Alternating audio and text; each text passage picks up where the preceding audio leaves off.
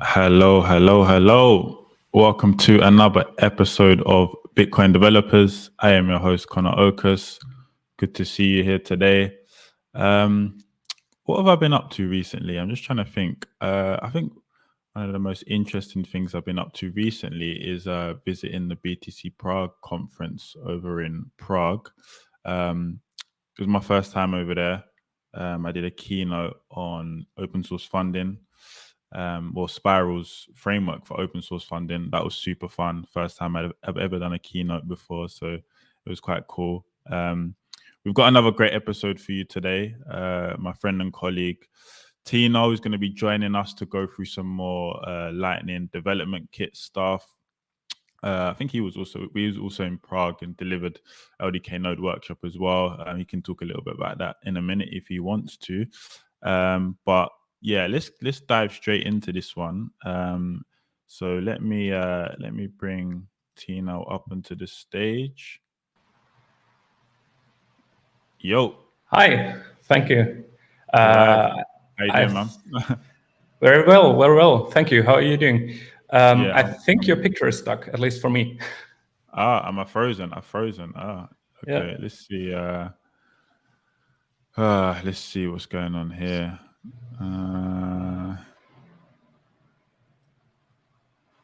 Okay, let's see. Is anyone in the chat? Let's see. Yeah. Am I back? Yeah, you're back. That's that Miami Wi-Fi, man.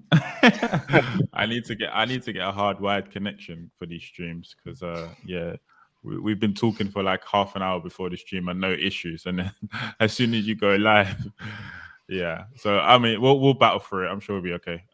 But yeah, how you doing? How's things with you? You good? Yeah, very well. Thank you. Okay, awesome. So yeah, because I think you're new to the show and this is your first time streaming with me. Yeah. Before we talk about like what it is we're actually gonna do, how about you give like the people a bit of background about yourself? So how you got into Bitcoin and how you got into becoming a developer in Bitcoin and what you're currently working on? Yeah, sure. So I've been interested in peer-to-peer and systems and anonymous communication systems for quite a long time, to be honest. And I think I've heard about Bitcoin like the first time like 10 years ago, 2013 or something like that.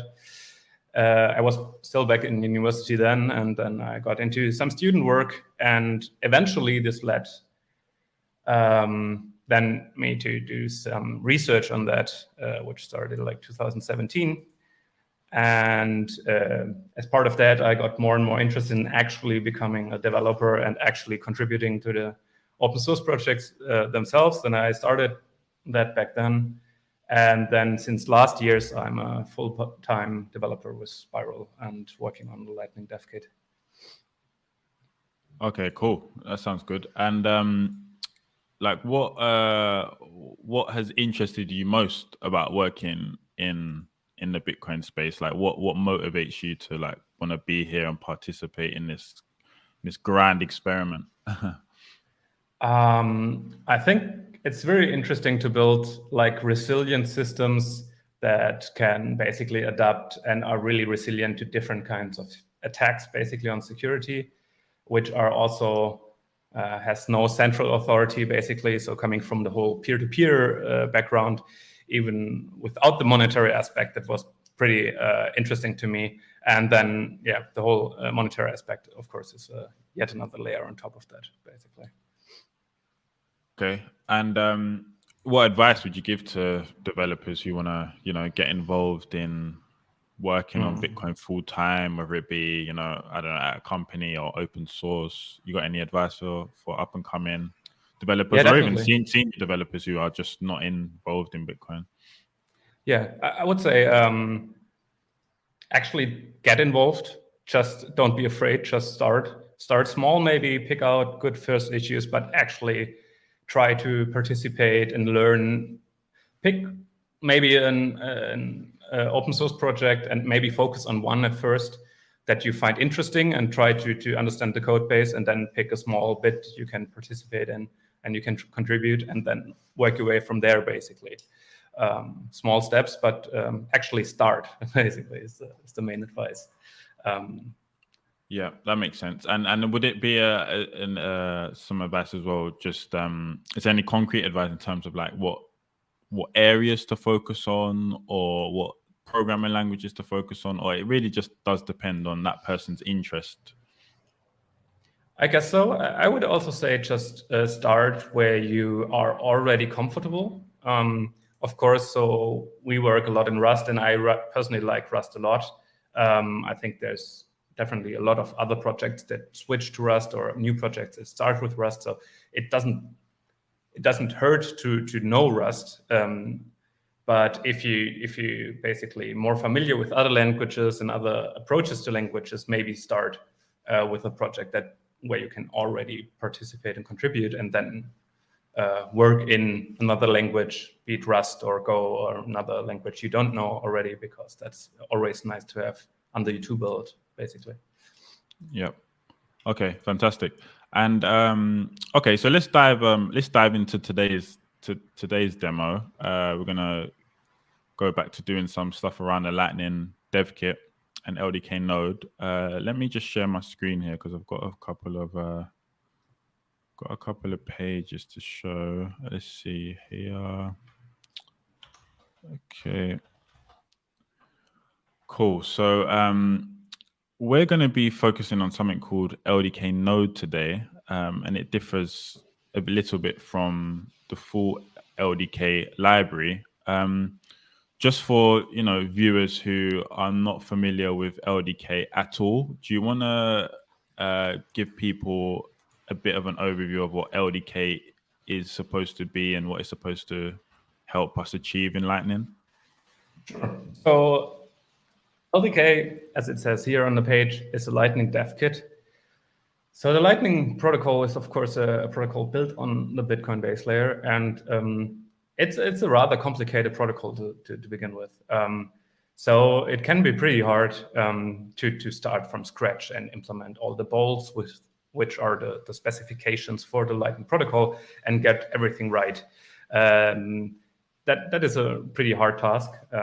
As I like working on the Lightning dev kit and working on exactly such an implementation, essentially, I know from experience.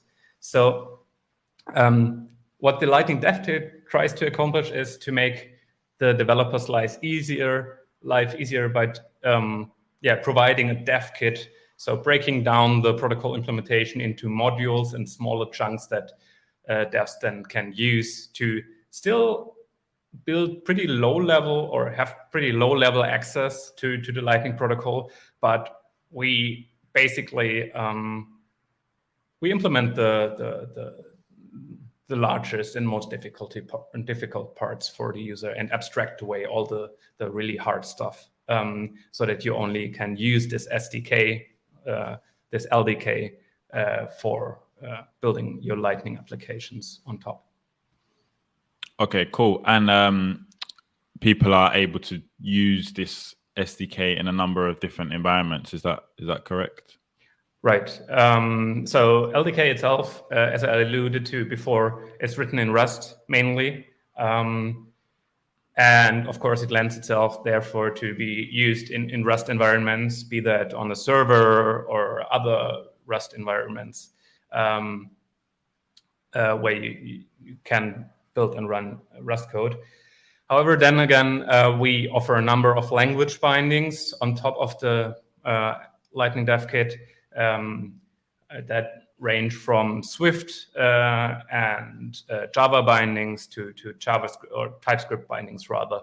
where you can access LDK in other languages and therefore also access it in a wide variety, for example, of platforms, for example, Swift bindings you can use to implement mobile applications and so on. Yeah. Okay, fantastic. There are even like projects out there using LDK, compiling it down to WASM environments and running actual non-custodial or self-custodial Lightning implementations in the browser, which is really fascinating that it actually works out. Yeah, exactly. Mutiny are a strong example of such a use case. And you can head over to our case studies page to learn about the various different types of projects using LDK now. Okay, cool. So, thanks for a couple of more people joining the chat as well. I'd love to hear where you're tuning in from if you feel so inclined. Okay, so we're going to talk a bit about what we're actually going to do today now.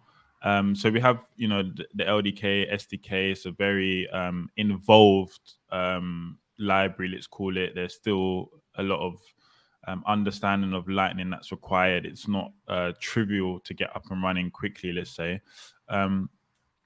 But we have gone about trying to solve that in a very specific way. And this is where LDK Node comes in. Do you want to talk a little bit about LDK Node, what it's trying to solve, and like the process you went through to create this new library? Sure.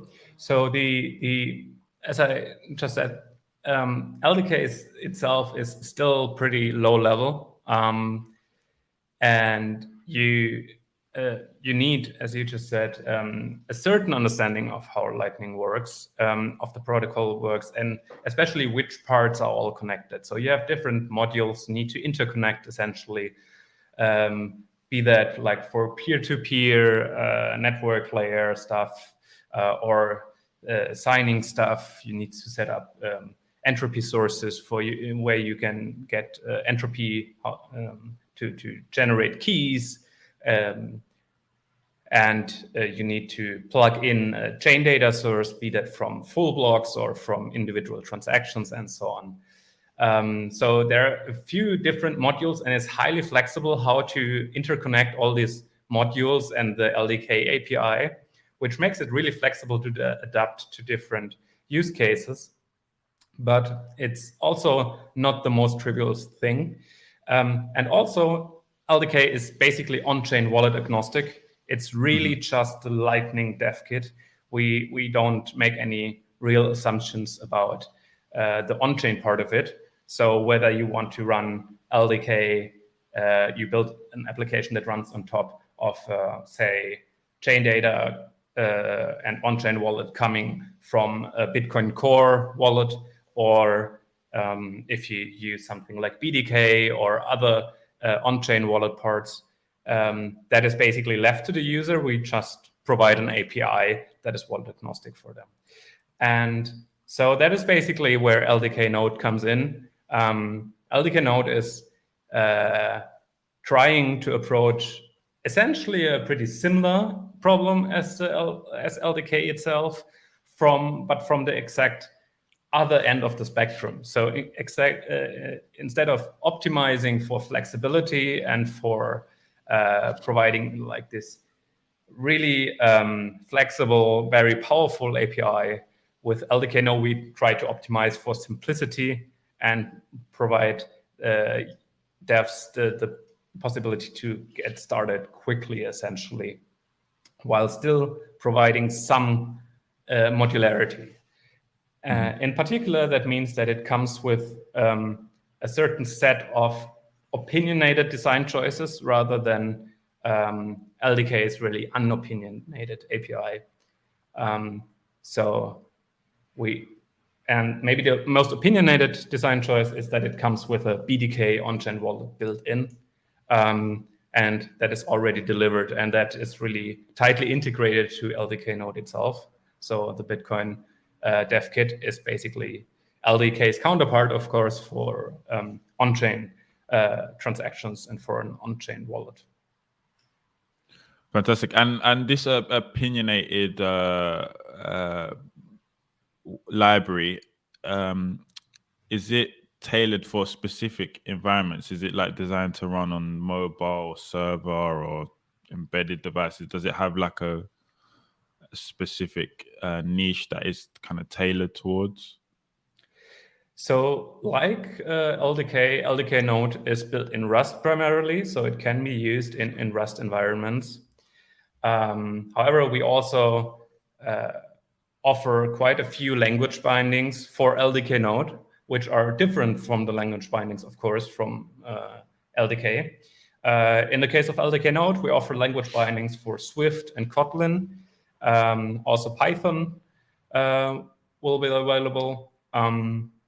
So you can run it on mobile, but also on server deployments. Although I want to note that basically this first iteration of LDK Node, so the 0.1 version, currently is really focused on mobile deployments, simply because we basically that was our main focus when picking out the design choices. Mm-hmm. So our first implementation for chain data source, for example, was basing it on an Esplora server backend for chain data, rather than supplying full blocks. Just because we thought, okay, running self-custodial nodes on mobile is really hard, and we want to make this easier. And we saw that it can also be hard to even with LDK run that on mobile, because running self-custodial nodes under these kinds of additional constraints of a mobile environment where you have less data, less memory, less bandwidth available, and so on, it's even harder than already setting up your own Lightning node. So that is basically why the first iteration focused on that. But we're actively working on adding basically alternative modules to also provide features that would lend themselves more towards typical quote-unquote server deployments, like sourcing chain data from Bitcoin D, for example. Makes sense. And I was going to say, what was I going to say? My mind's gone blank. Just before we dive in to actually starting the demo, does it make it any easier for, like, obviously on mobile, it's still very difficult to do stuff like automatic channel management and all of this kind of stuff. So how does LDK know, like, approach trying to help a developer ease some of that burden of, like, requiring a user to handle channels and inbound liquidity and things of that nature? Is there anything that comes shipped or as part of LDK Node that would help with that specific issue? Yeah, not currently, but we are actively working on integrating an LSP client that follows the spec that is currently developed by the LSP working group. And basically, we're currently implementing the first or the initial client following this spec, and that will be integrated to LDK Node. So there's a number of LSPs in this working group that will support either all or some of the specs. And our hope is that once they integrate this LSP spec, LDK Node users, but also general users of LDK, since the LDK LSP client is a module that can be used or will be able to be used by any LDK-based Lightning node. So our hope is that any LDK user will then be able to easily integrate with an LSP that is based off this LSP spec and can just issue channel requests basically and say, I want a new channel, please provide me with inbound liquidity. Awesome. Fantastic. Okay. So let's talk a bit about actually what we're going to do then. What we're going to do today. This is just a link to the GitHub page if people want to go and read more. But do you want to explain basically what we're gonna do, like in the next let's say 45 minutes or so, 45 minutes to an hour? What are we gonna try and achieve with LDK Node? Yeah, I think the idea would be to really start from scratch, more or less, to put to show an example how to start with a bare bones repo, just checking out LDK Node, and that maybe includes the basic dependency, and then from there working our ways up, setting up LDK Node, the building blocks, essentially configuring them, and then hopefully at the end of it, ending up paying our first Lightning invoice, essentially. So all the way from setting up LDK Node to opening channels to then finally paying our first Lightning invoice. That would be the idea for today. Fantastic. Cool. All right. So I think we're good to kind of dive straight in. So let me see here. I'm sharing the right screen. I guess the first thing I want to do then is there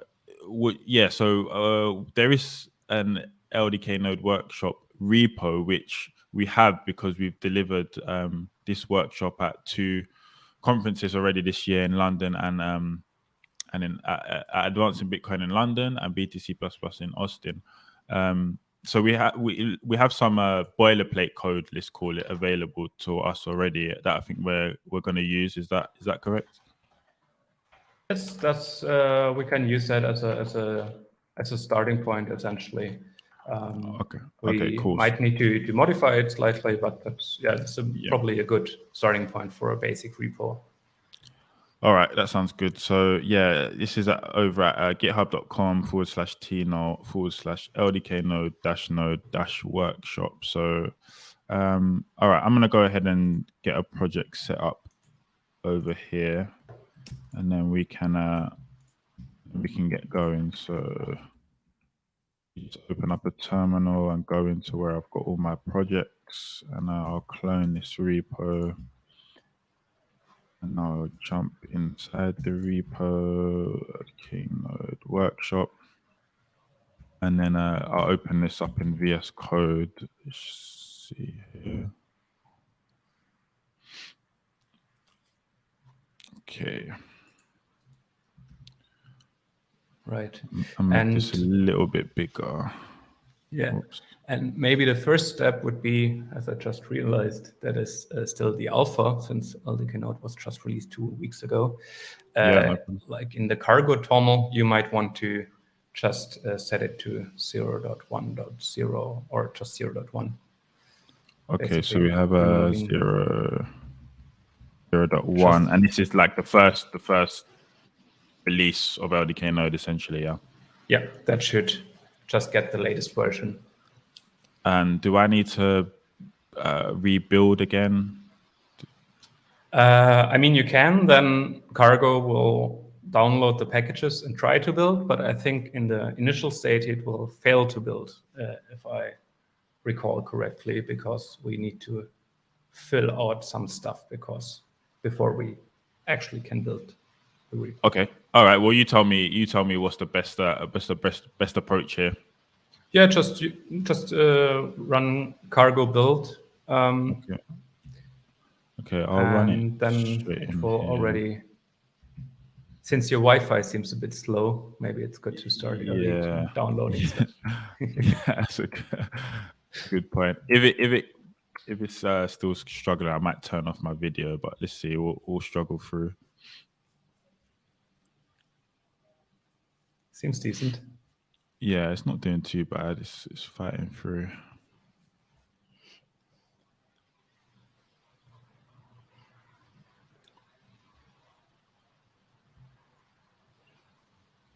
I think as well, just to mention, I think we did mention it, but we're going to be doing this tutorial in Rust, but there are currently, so what do we currently have available? We have Kotlin Swift, and Right. Python, I think. Do you have Python? Yes, yes, Kotlin, Swift, and Python. Python, you still currently need to build the package yourself, but that package will also be available soon. But for the other languages, you can just. Cool. It seems you have an too old Rust version. Could you do Rust up? Yeah. Start version, is it? Or just Rust up? Install 164, I guess, was what it complained about. So I just do Rust up 164. Rust up install 164, it should be. Rust up install 164. 1.64.0 or something like that. Yeah. All right.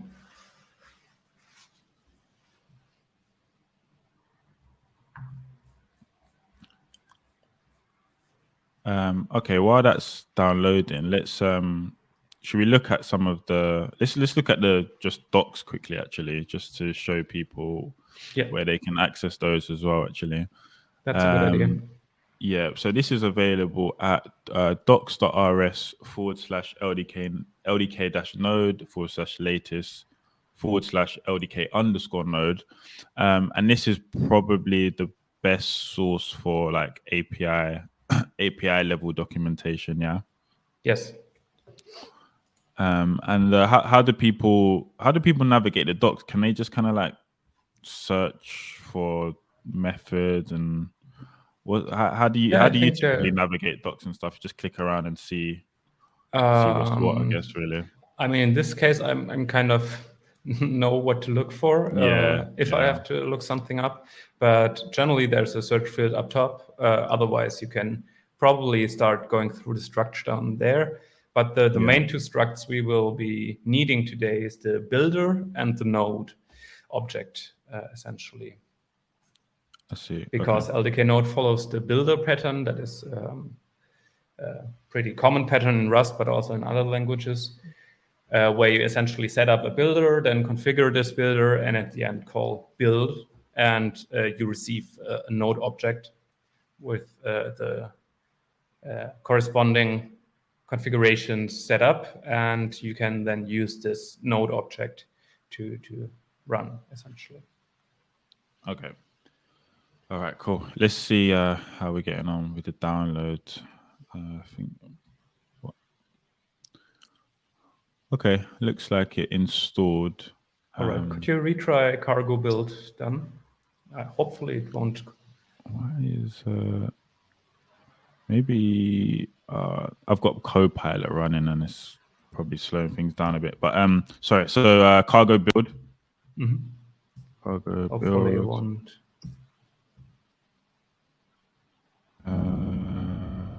Okay, error package hatchback cannot be built because it requires Rust C 164. Could you? How do I check my Rust version? It's Could you do Rust up set Rust up override set 164 maybe in the repo? Yeah, override.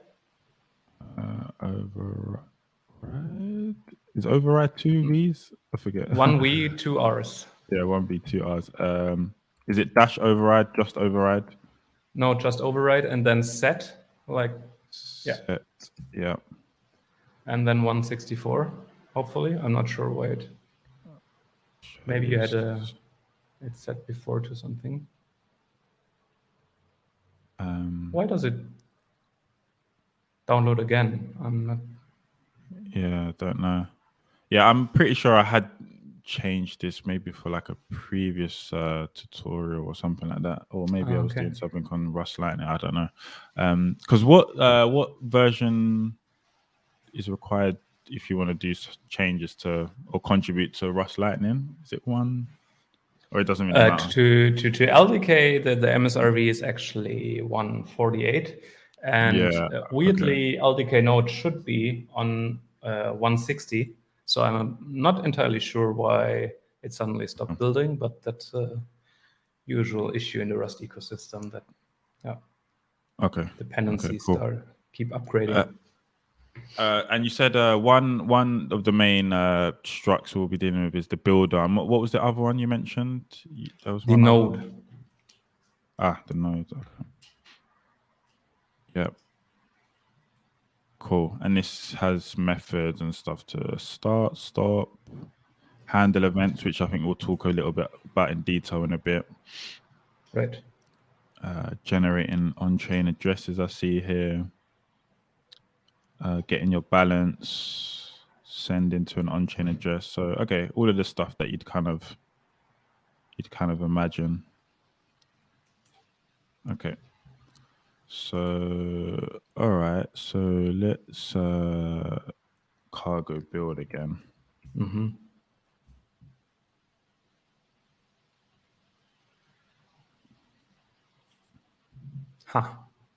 Okay.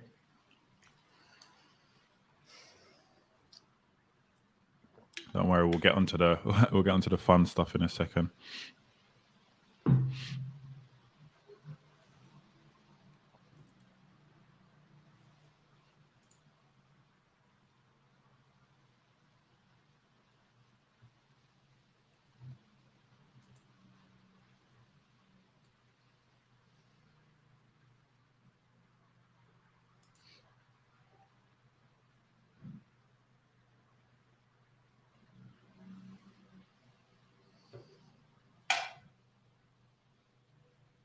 So under the hood, there's a lot of dependencies, it seems, but LDK, this project itself, where is it, is only pulling in one.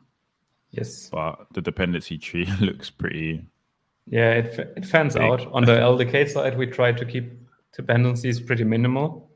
Exactly, this is one of the reasons, because dependencies tend to bump MSRV constantly and force you to upgrade, essentially. But So then that we looks also have like other it works. dependencies like SQL, for example. We have an SQLite backup and other like Request, which is a web client library, and so on. And you cannot control basically how they handle their dependencies. So it fans out. Okay, that makes sense. So, all right, I think that works because we're getting some compilation errors, which probably the Yes. result of us using the previous version of LDK Node. So that seemed promising. I guess we can go ahead and start trying to fix those now. Perfect. Okay, cool. So we can jump into SRC, source, and then main. Yeah. Okay. And if you scroll down a bit, the screen. Can you see the screen? Okay, is it the right size or? It's the right size, but it's pretty pixelated, unfortunately. Okay. So it's hard to read the font. Okay. Just got a tad better. So I think if you don't scroll too fast, it should be. Okay. If you keep, it's a rather bit choppy. static. Yeah. Okay. I'll try my best. Okay. It gets better after a while in each. Yeah. All right. Okay. So let's see here. So it looks like we've just pulled in some imports at the top here. SecP 256K1, networking, stuff around invoices, config builders. So okay, where do I kind of get started? I've got some nice comments in here as well. Yeah. So a quick note on the imports there. What we try to do when designing LDK Node, rather than basically, or wherever we could, we tried to not invent new types, but re-expose the underlying types, essentially, of the dependencies we depend on, like Rust Bitcoin, for example. But we here re-export the whole Rust Bitcoin library so that the user doesn't have to pull in a second dependency, but we basically re-export it so that the user doesn't have to look around for the right version and so on. So we here only use the re-exported versions and, of course, std Rust dependencies. Okay. Yeah. So as we're going to use the Esplora server today that is here under that address, that would be probably something that we want to start with. And we the first step would probably be to set up a builder and then setting the Esplora server on that builder. So you probably want to set up a builder object first. Okay. Is this happens before? So I see we've got like setup config. Does that happen right even before that? No, that would be after config, because builder takes a config object. Got you. As the builder needs to know basically which Bitcoin network we are on.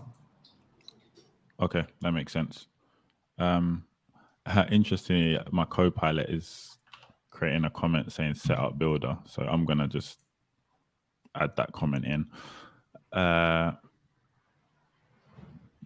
We might even be able to get through this really quickly because GitHub Copilot seems to be doing it all for me. So wait, is the grayed out thing that what Copilot suggests? Yeah. So Oh, nice. if I just tab, yeah, that should be actually. Yeah, we don't need the node builder part, but yeah, that should be pretty. Yeah, this actually is just a. Yeah. What's the word I'm looking for? It just gives you the type. It's not actually something I've written in. It just gives you like the type of whatever. Okay. What it is. So all right, let's just go through this quickly. So we have this variable called builder and instantiating a builder object that takes a config. And it's saying expected 0 arguments but found 1. So I'm assuming this doesn't take an argument, or yeah, you actually Copilot was wrong. You need to do from config, from underscore config to set up with this config. So I need to do builder from underscore config. Underscore config and then pass in config. Right.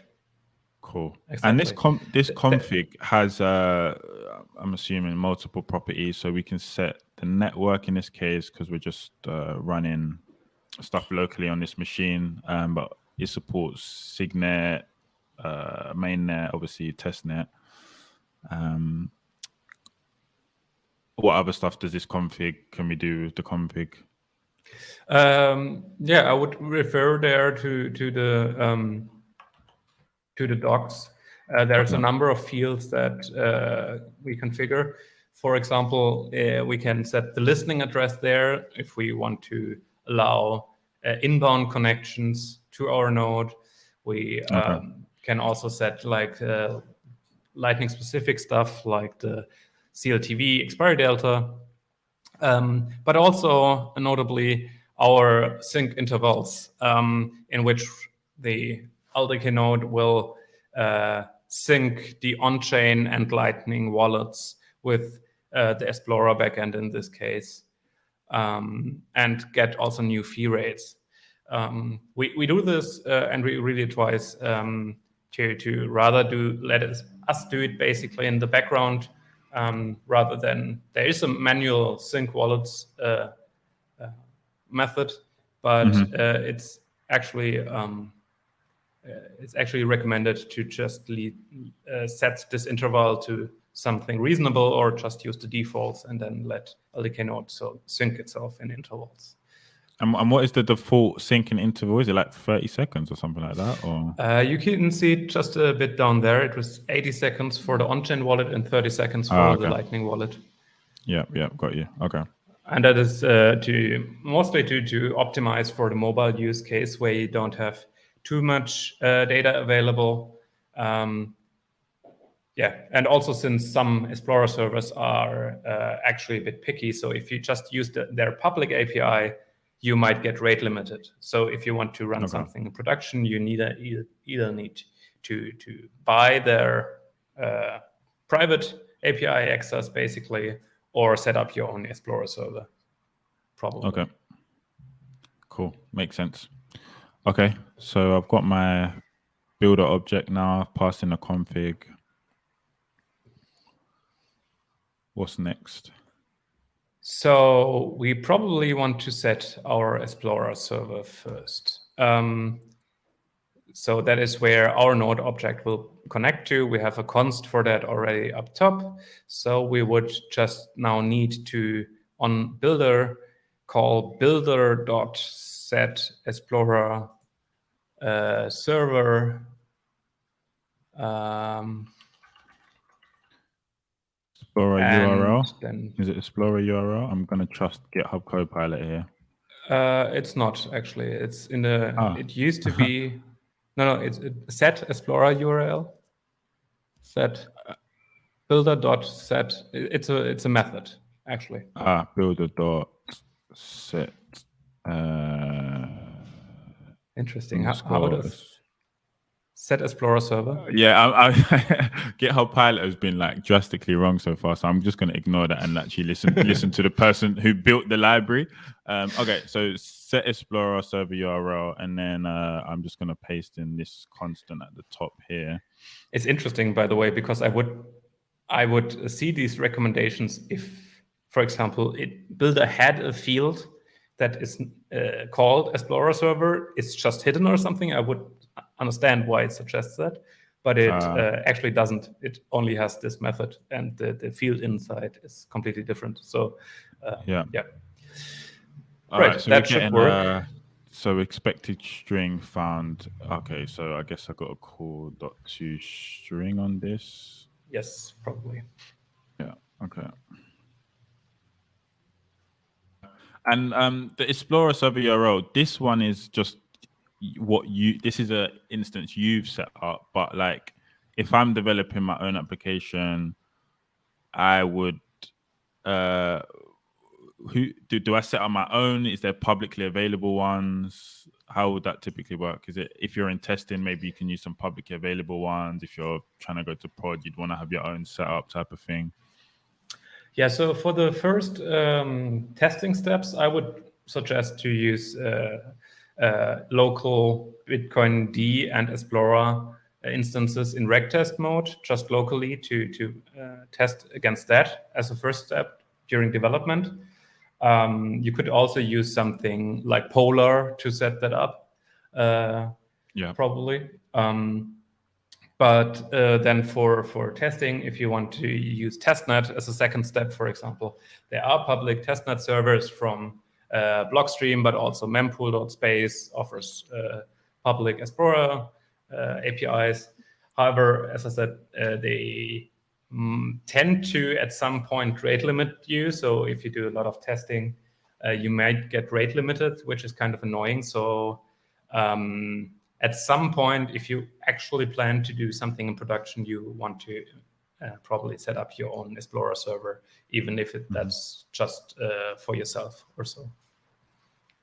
Okay, great. And actually, the setup is really trivial. To be fair, that's just really just the same as Bitcoin D. You just run it essentially with a few flags that gives the network, and that was it essentially. Cool. All right, cool. So we've got Esplora URL set up.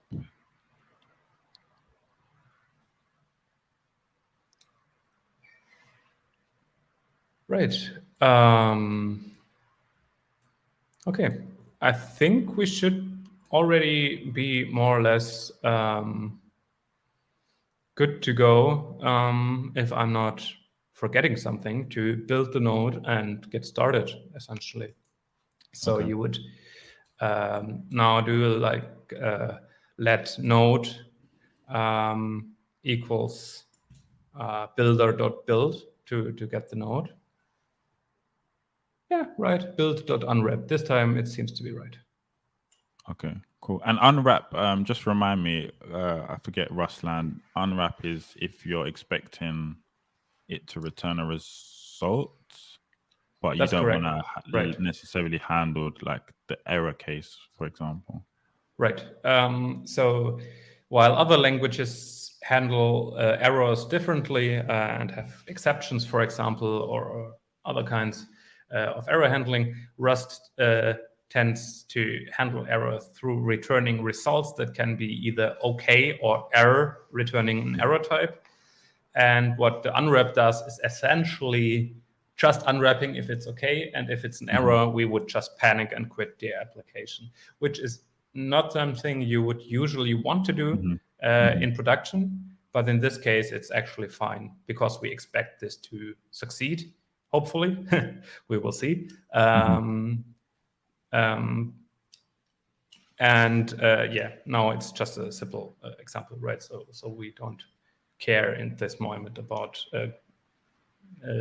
handling all the possible build errors. Yep. Okay, that makes sense. Okay, so we have our node instance now, I guess.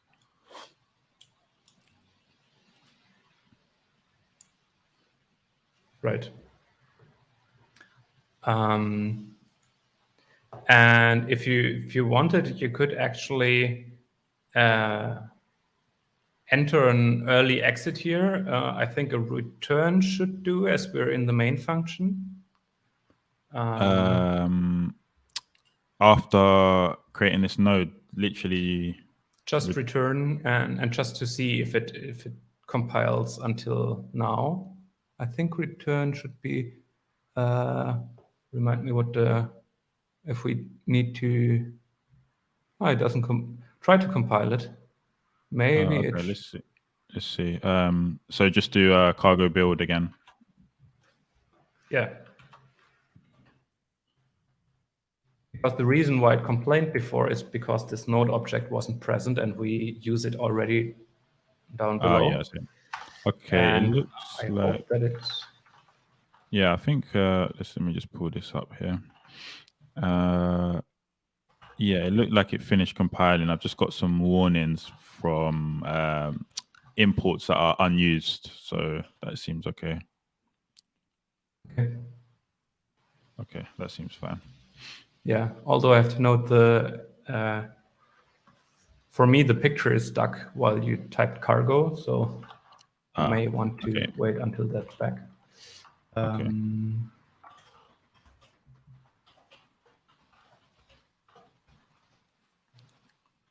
Yeah, I'm gonna have to have a word with my internet service provider, I think, after this stream.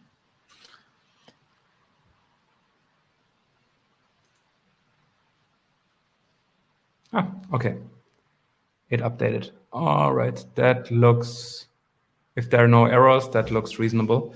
All right, you could even try to run cargo run on it, to run it also until here. At that point is maybe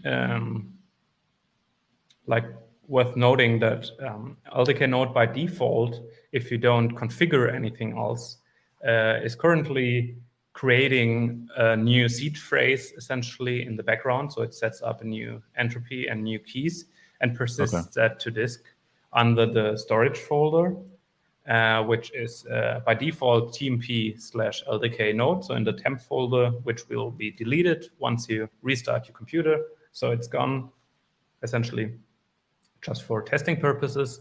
But you can, of course, change that storage folder. And under the storage folder, you can also find the logs. So if you're interested in seeing what goes on, if you encounter some difficulties, you want to know what's happening, you can find the logs there to see why something didn't go the way you expected or so.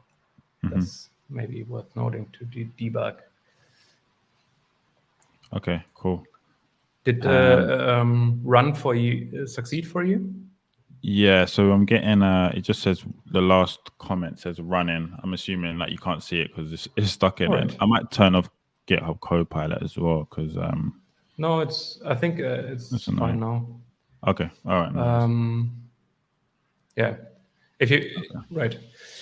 Okay. All right, so then we can return, I think, and delete the return actually, and call node.start.unwrap to actually start the node this time.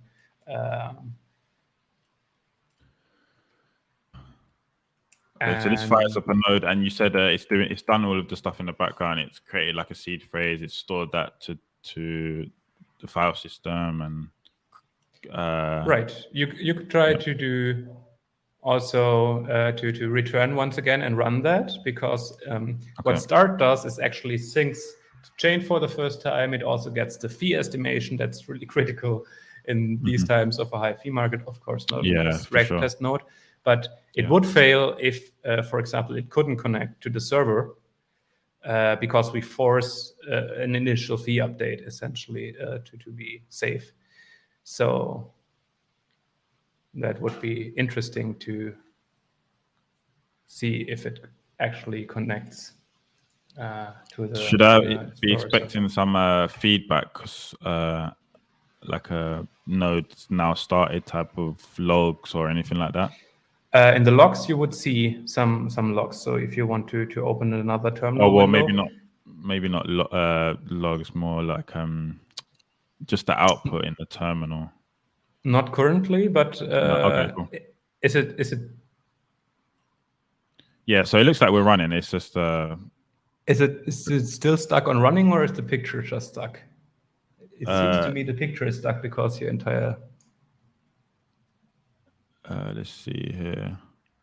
So should what should the last thing? That's why I'm asking, because after running, should I get like a event back or a message back saying like node has started, or I'd have to actually go to the logs to see that? Did you re-add the return statement in the code? Could you check that you actually saved? Because otherwise it would be stuck on the wait down there. I see. Okay, no, I didn't do that. So let me return. Okay, that makes sense then. So that's a good news basically, because it didn't panic, because the start.unwrap would have panicked if something went wrong. So it seems everything went right, but we still want to make sure that this one should now run and then return right away. Yeah, there we go. Okay, yeah. Okay, nice. And all right. So we basically just set up our Lightning node. That already is a working Lightning node. We didn't do anything with it, but it works basically. So yeah, and we did that in less than like three lines of code basically. So it's kind of, yeah. Okay. So the next step would be to actually fund the on-chain wallet, because we of course can't do anything with this node if we don't have on-chain funds. So for this, I need you to go to the faucet and wait. First, of course, we need to print our on-chain address. We do a new on-chain address and print that out. So you would do node dot or println first and foremost, exclamation mark, and then in there node dot new on-chain address. Node dot new on-chain address. Unfortunately, I can't see what you're typing because the screen is stuck, so I can't. Yeah, no problem. Rust analyzer's frozen on me as well, but I think I've got it. Node dot new on-chain address. Yeah. All these helper tools are not really helping. They're not, are they? And they're just slowing down my ID as well. Let's just do that. Okay. Has it caught up for you yet? Not yet. Nope. Let's be a little string. Right. You need to in println. You need to do in the beginning of it. You need to give it the format string basically. So you would need to do like parentheses, opening brace, colon, question mark, closing brace, parentheses, to basically print whatever is in there. They need to be in quotes as well. A bit like that. Yeah, in quotes, right. You could leave out the colon question mark, I guess, and rather do an unwrap on the on-chain. No, I'm not sure actually. Let's leave it like this, and you don't need a toString. That won't work. It already provides a string, right? Yeah, it's not a string. It's actually an address type. Oh, but okay, it's okay. then printed I to see. string. Yeah, So yeah. I see. Result equals address or error. Okay, yeah, got you. yeah, that's a Rust Bitcoin address type. So if you want to do something with that in the larger Rust ecosystem, you don't have to do Yeah. any type conversion, but just could use that Rust Bitcoin type for anything else. Okay. All right, Awesome. and then if you do the return again after that, Yeah. and run that, we should now get an on-chain address that we can use to fund this on-chain wallet. Let's see. We're gonna run again.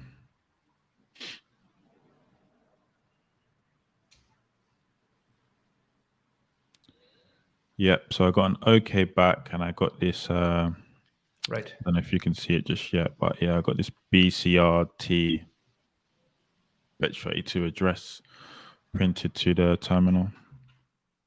Right. And now, if you go to ldknode.pnol.de /getsats / and then you can paste your on-chain address in that in the browser. That is not right. Yeah. So it was LDK LDK-node-node-t-node.de and then / getsats. Sats.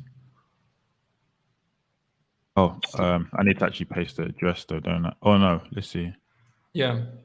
Okay, yeah. So then I need to paste Getsats and then / the on-chain address, basically. Yeah. So I need to fund.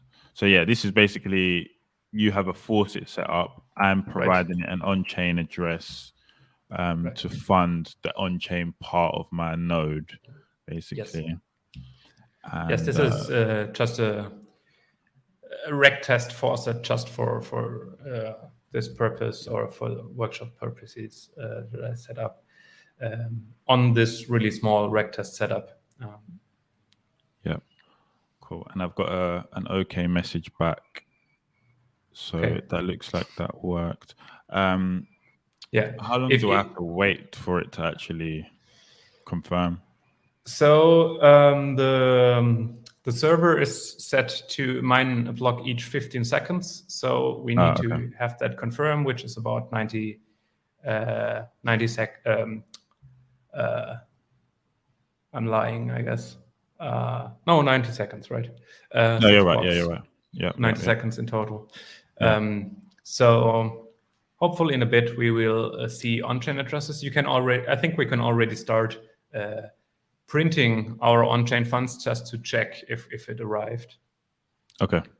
So I can do a similar thing to what I did with the on-chain address, I guess. I'll make a little comment here that's just like get on-chain balance, just so I can remind myself what I'm doing.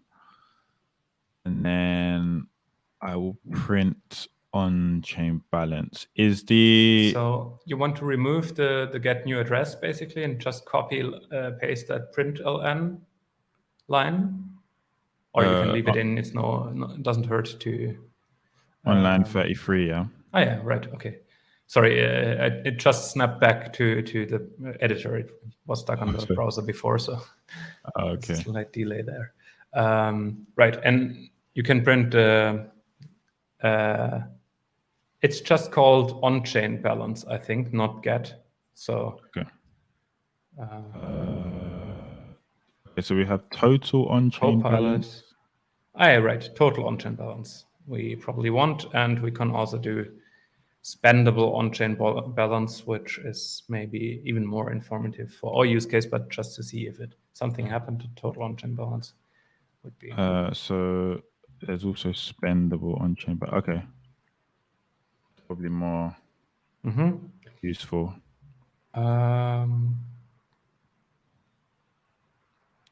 Yeah, it could be that now the first iteration, it hasn't synced yet. So we'll see. Let's just re-add the return at the end so that's not stuck on the wait, and then we can see what it prints. Okay. Apologies for the screen freezing on you a little bit here. We're getting through it though. Oh, sorry, not build. I don't want to build. I want to run.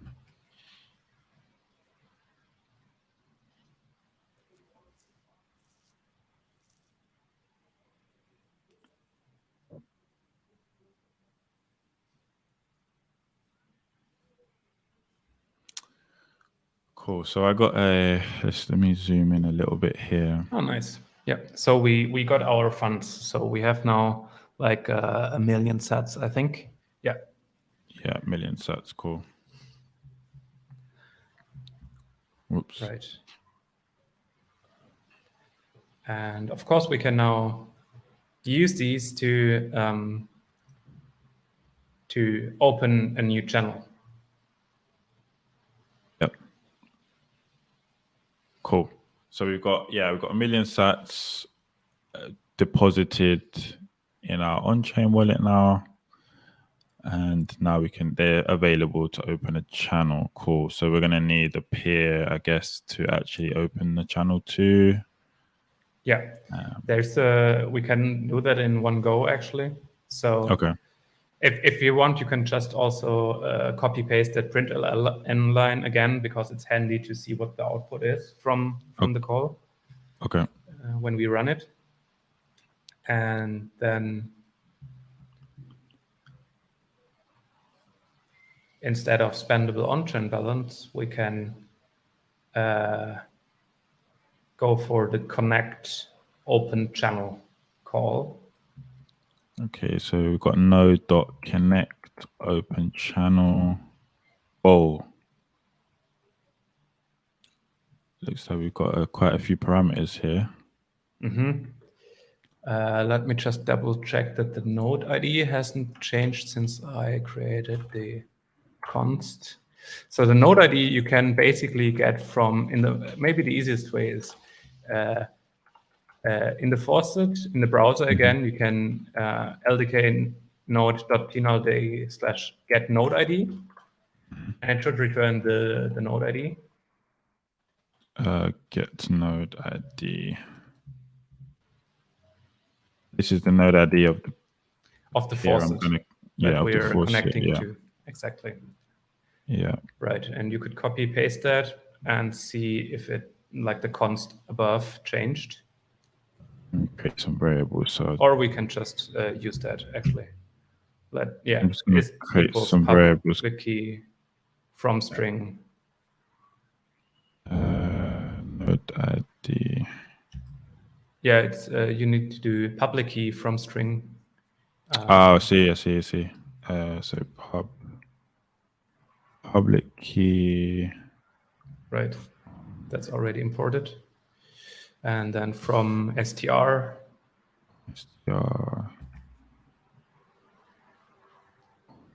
Right, and then pass that. And dot unwrap, I think we need, because it's after the parsing, it might return error, but I'm pretty confident that it won't in this case. All right, cool. Yep, so that's worked. That should be our node ID here. Yep, that's worked. Nice. And the address, we can do something very similar. We should be able just to do a let address. Yeah. And then net equals net address from string. Yeah. Is this the address is in the line? No, the address of the IP address. Sorry, this is the IP address, right? Yes. Yeah, this is the IP address, or or the basically the full socket address. It can also be in DNS name. You can scroll up. I think we have an. Okay. We already had it up It's the right. Yeah, we have the faucet address, but that should be fine. Okay. Actually, cool. Copilot. Was the Copilot that suggested the address? Yeah. Yeah. Okay. One thing it did right. Interesting. The one part I didn't expect it to. But yeah.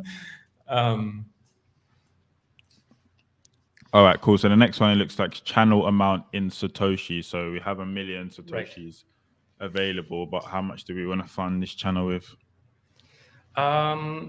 Maybe like 900K, just to be sure that there are no weird effects from fees or so. But I think a million should even work, but I just to be sure, like do 900K. Cool. And then Alright, we don't, we have the push to counterparty MSAT that is denominated in millisatoshi. We don't need that because we're just going to send outwards. That would be used if you want to balance the channel from the get-go and basically start off by pushing some sets from the start. We don't need that. So we can set that to null? To none, yeah. Whoops, none. Yeah. And the same would go for the channel config. I think you can just set that to none because that is essentially an override. If you don't want it, if you don't supply it, you can just do the. And we don't need to announce the channel. Actually, we can just also set that to false. That would be then a public channel. But since we are not listening on a port, and we don't expect to be a forwarding node, it probably makes sense to set it to false. Cool. All right, and then I guess we should be ready. This time we could even not do the return, or maybe scroll down a bit. We're now seeing that basically after we're opening a channel, we want to wait on the next events. Maybe this is a good time to talk about event handling real quick. Yeah, I think so. Let me get up the docs for this as well. Actually, maybe like let's just see what the docs say as it relates to this. Yes, that's an important part. Okay. Do you want to? Yeah, because this is quite an important bit, like you say. Do you want to maybe talk through this a little bit, just quickly? Yes. So LDK Node has these events that you can see here. So payment successful, payment failed, payment received, which are all for Lightning payments, not on-chain payments. Then we have channel pending, channel ready, and channel closed. The channel events are basically channel pending is right after we get our funding sent, I guess, and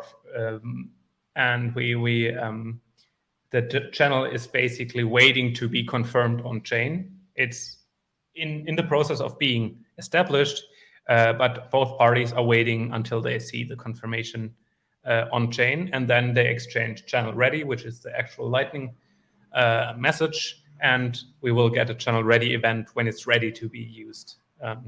So we basically now have two events we need to wait for: channel pending and channel ready. And when we get channel ready, we know the channel is open. We can send payments over it. And when the channel is closed, we would get a channel closed events. Events will also come for on-chain payments eventually, but currently we only get payment successful, payment failed, payment received for inbound or outbound payments, respectively. So to signal to the user. One aspect that is really crucial here is that we persist these events for the user to disk or to the database backend that you might configure. Currently, I should have spoken a bit more about that before, but we currently offer like file system persistence or SQLite persistence, but also an open interface, which you can implement yourself. For example, if you need to run it against a Postgres database or whatever, you could just implement the basic KB store operations against this interface and implement your own persistence backend. For all the necessary data. And we also persist these events, the event queue to disk, so to make sure that the user actually receives these events and basically accounting is not off. For example, if you do something with these events, say we add some, or we signal to the user, we got a new event or something else, we make sure that no event is lost, even if the node is restarted for some reason. And for that reason, we kind of force the user to signal us, okay, I've seen this event. So if you scroll down in the node configuration, we have essentially three methods here in the node. Node. In the node docs. Yeah, one second. That concern event handling, which is wait next event, which is exactly what we're gonna use here, which blocks the control flow until the next event, and basically you can use that. Just it is intended to be run in a loop, so you can spawn out a thread or you can spawn out a task and just wait on the next event and then handle it as it comes in. That is one thing. But if you want just to check in if there's another event, we also offer the next event method that returns an option and would return none if there's no event pending. After you saw an event and you handled the event, you have to deliberately call back event handled. And you really have to do that, because otherwise, as I said, we persist all the events. That means even if you don't care about event handling, you want to basically implement a dummy event handler that just gets every event and calls event handle whenever there is a new one, because otherwise we would fill up the database with unhandled events, essentially. Yeah, that was going to be one of my questions. Like, say an event is fired and the node stops for some reason, and like you were unable to handle it due to that. On restart, would the event be fired off like straight away, and then you'd be required to handle it at that point? Right. We would basically regenerate the event, the persisted event, and give you that event until you tell us explicitly, I handled it, you can forget it now. Just to be sure that your accounting is never off. You really, and if you're not handling it properly, okay, but that is kind of on the developer's end then. But we really want to make sure that whenever the node crashes or whatever happens, especially in the mobile case, this is one of these tricky parts I alluded to before in the mobile situation, that the OS, like iOS, can quit your app at any point in time. Yeah. So it might be in the middle of event handling, and even if you tried to handle event, you didn't get around to actually handling the event fully. So this is one of the reasons that we want to be sure we can handle such situations where the entire app and our processes are just killed in the middle of execution. Okay. Yeah, that is the reason there. All right, great. Fantastic. All right, we've got about 10 minutes left. I think that's more than enough time to finish. Yes, we should be good.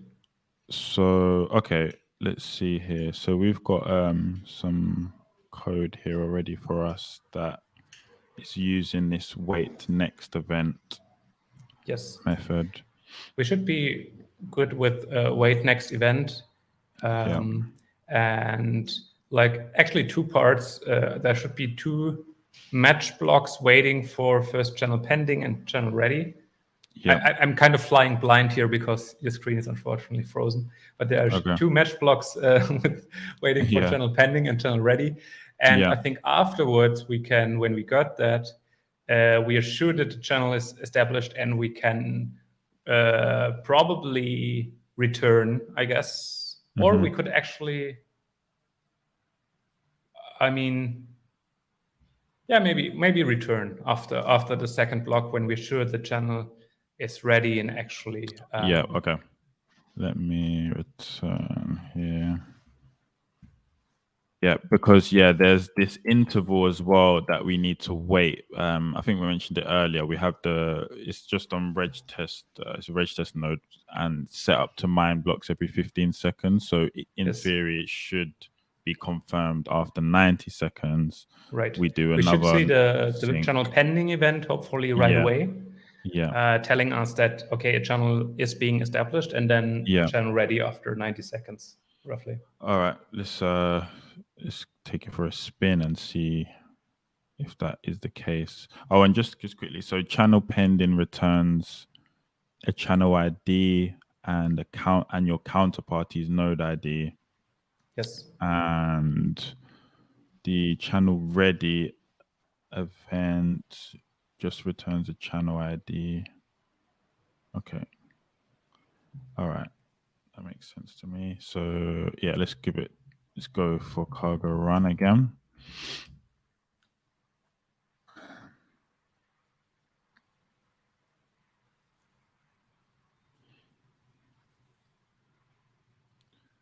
Okay, still just printing out our on-chain address because we didn't comment that out. I'm assuming it's going to fund. It's probably going to fund.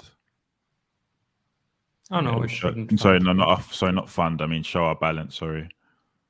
But we should now get an okay from the connect open channel, hopefully. Let's see.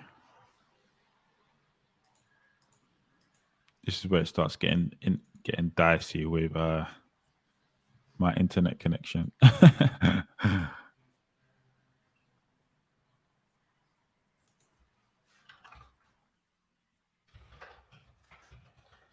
Okay, so what we're waiting for here is we're waiting for a channel pending. We double check the IP address just to make sure. Yep, let's do that quickly. Which is, it should be 18.10 or should be LDK. Oh no, we put in the node what did I put for the address? Sorry, I put the yeah, it should be. Yeah, so it's the faucet address. Yeah, it should be and it's port 9736. Is that right? That should work. Yeah. Wait a sec. I just double check that it's still 9376. That should. We get an okay from the connect. Oh no, so connection failed. I did get a connection failed. That's interesting. That could be a number of things. Let's just double check some things again. So node ID. Yeah, node ID 6B308. Yep. Net address from string. Yep. It's channel to confirmed. Is that the node ID you copied in, or is that? Yeah, just to make this, let me just use the force node ID. It's like Anton 308 and is one. No, but wait, I'm not sure if the faucet node ID is the right one. Could you?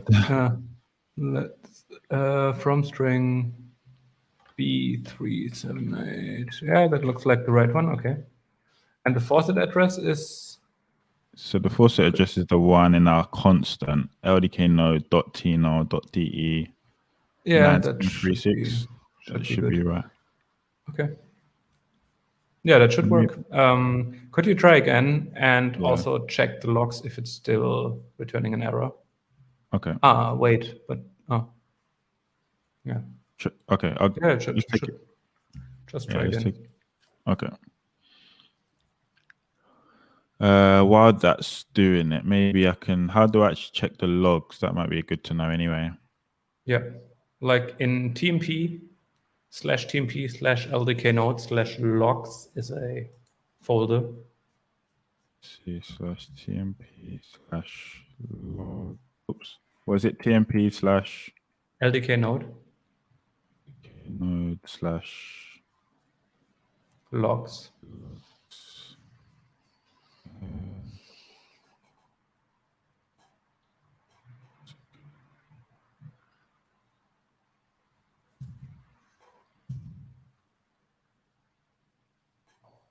Opened in a new as it opened in a new window. Anyway. Right. So let's see.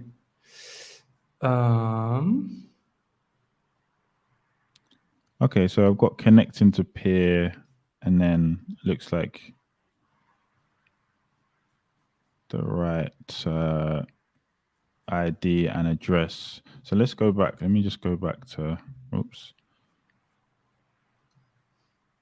Let me go back to this terminal. No, so it's still getting connection failed. And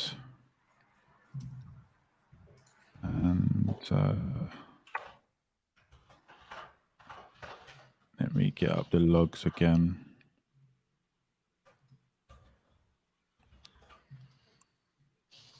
So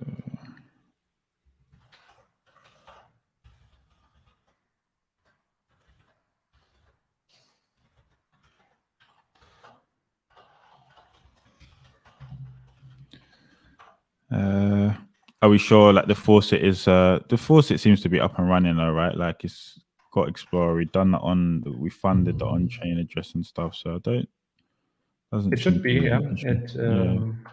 I have to double check if everything is all right with the okay, yeah, I did get a peer connection closed actually. So it looks like it tried to. It says I got a connection to peer, and then peer connection closed. Yeah, and then a peer connection closed. Yeah. Okay. Let me see real quick if I see anything. Server logs actually.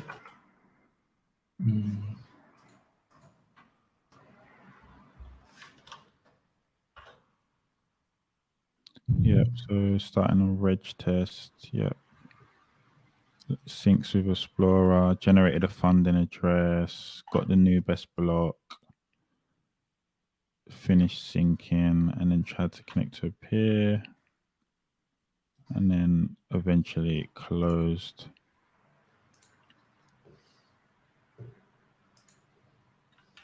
Interesting, because on server side, I'm not even seeing the request. That you're trying to connect. Interesting. Okay.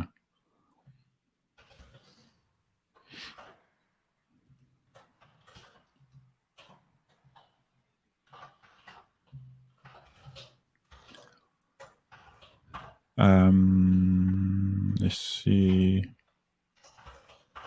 Okay, it's not the end of the world anyway. We're about to come to an end anyway. But yeah, in theory, the channel pending event would have fired. Channel ready event would have fired after 90 seconds once the once the transaction's confirmed. And then we can go into paying the invoice, which actually it's not a big deal if we don't actually do. Like the people viewing can kind of go ahead and kind of fill in the last little stages. So that's not a huge deal. But we can maybe go through the docs and just show them how they would quickly do that. Sure, sure. So the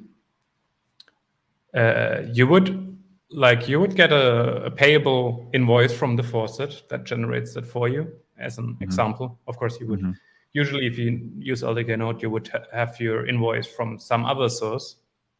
You would then parse that via Lightning Invoice and basically do an invoice.fromString, as is already commented here in your source. Okay. Oh yeah. Okay. Yeah. And so sorry, we'd hit the endpoint, we'd get an invoice back. We basically throw that string into this invoice from string, and then we can pay the invoice from there. Right. Yeah. You would parse the invoice basically, and then just call node dot send payment and put in your invoice essentially. Essentially how easy it is. And then the next thing is that you would hopefully get a payment successful if you have enough liquidity, if you found a path, and so on. Of course, that is always the thing with Lightning. But yeah, in theory, you would get a payment successful to confirm that your payment actually went through. Okay. And the other side would get a payment received event, of course. Mm-hmm. All right, cool. All right, well, yeah, that makes sense. A bit annoying we couldn't get that connecting to work, so maybe we can talk offline and see, try and debug that and see what's going on. But they'll have to take our word for it. And I, to be honest, I don't trust my internet today, to be honest. So yeah, I'm also not too sure, because I tried currently connecting and it worked for me, at least connecting to the node. So yeah, I'm not entirely sure what's up. Pretty convinced my internet is playing games with me today. All right, let me stop sharing for now. I think people got the gist of what LDK Node's all about and the API, and like the docs are really good as well. So you can just head over to docs.rs and kind of read the rest of how the API works. But yeah, once you've got set up and you've handled your first event, like that pattern of doing stuff is like pretty much similar for everything else, right? Like you're doing some setup, you're handling some event, and you're notifying LDK of that, and then you're going on to whatever next thing you want to do. Like, so the pattern is pretty similar for each type of functionality for the most part. All right, cool. So yeah, thank you for your time. I really enjoyed spending time with you doing this. We've done this a few times this year already, and yeah, we've got good feedback on an LDK node. Hopefully, we'll be able to upload some content in other languages as well, like Swift and Kotlin, Python as well, for those developers who are more familiar with those environments. We'll try and get some content there for you for those environments. Is there anything you want to leave the listeners with before we head out? Yeah, basically two things. So I would really appreciate further feedback. So I'd love if just people want to play around with it or actually test it out. I'd love to get further feedback. So 0.1 is released like 2 weeks ago. It's considered the first non-experimental version, but still I expect there to be rough edges. I would really love to learn about them if you have any insight into that. So any feedback is very welcome. Also, this is of course an open source project, so get involved, propose some ideas, and we will definitely take a look. And your contributions are welcome. So also like open issues are kind of tracked on the repo. So if you're interested in participating, that is very welcome, of course. As I said in the beginning, we try to keep LDK Node rather simple, all the API relatively small. So there are some constraints regarding that. But other than that, really happy for any new contributor, basically. Yeah, and maybe like a really quick note, since we're over time, on the future directions. So as I said, there is server features and maybe even like a RPC wrapper around LDK Node for servers coming. That is a direction we'll go into, and also new features and bug fixes are also already scheduled. And we will also, of course, keep integrating the upstream features from LDK and BDK as they come in. Most notably, maybe currently, 116 LDK 00116 is just around the corner, released in the next few days. And we will have an LDK node release soon after that will likely come with initial anchor support. For anchor channels, which is kind of exciting, and other features. So keep a lookout for frequent releases that will come up. Also, other chain sources will be available eventually. Amazing. All right. Well, thank you for your time. Thanks for grinding through this stream with me. That way, the next stream I do will be always. I have a better connection, I hope. But hopefully, when I do upload this to YouTube, you won't get much of the delays and all of that kind of stuff. So yeah, For those who are still with us, thank you for tuning in. For those who are watching on the playback, hope you enjoyed it. And we'll catch up with you guys soon. Peace. All right. Thank you.